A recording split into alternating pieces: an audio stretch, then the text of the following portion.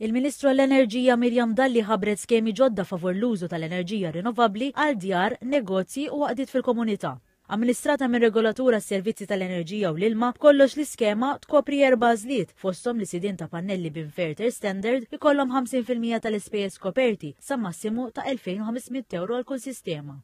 L-istess għal dawk b'inverter ibridu blotja li tkopri sa massimu ta' 3000 euro għal kull sistema. Każ ta' inverter ibridu ħażna tal-elettriku, il-Gvern se jkopri 80% tal-ispejjeż tal-batterija fuq infiq sa massimu ta' 7200 euro u 80% fuq l-ispejjeż tal-inverter sa massimu ta' 1800 euro. F'każ ta' ħażna tal-elettriku biss il-Gvern se jagħmel tajjeb għat 80% tal-ispejjeż tal-batterija sa massimu ta' 7200 euro. Tħabbret ukoll skema mirata l-għawdex blotja l-ħażna tal-elettriku titla' għal 95% sa massimu ta' 8550 euro.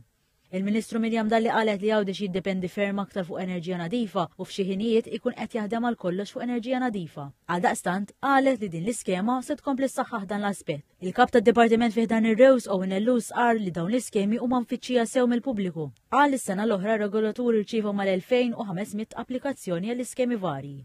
Qegħdin naraw li ħajkun hemm ammont simili ta' applikazzjonijiet jew jaf ikun hemm ammonti ikbar minħabba l-fatt li għawdex ħajkun qed jibbenefika minn skemi iktar vantaġġjuża fuq il-batteriji. Il-kap eżekuttiv ta' Rews Marġona Bela spjega li l-proċess tal-applikazzjoni ġie simplifikat e kif issa qed tingħata approvazzjoni awtomatika għall-ewwel parti tal-proċess. Apparti minn hekk l-applikanti se jingħatalhom skont dirett mill-ispiża u bekk tiġi eliminata l-istennija biex tingħata rifużjoni.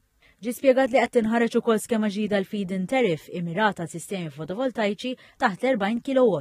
Il-feed-in tariff hija ta' 15 ċentesmu kull kilowatt għal 20 sena u ma tinkludix il-grant. Din tapplika kemm għal kontijiet residenzjali kif ukoll għal negozji u entitajiet kummerċjali.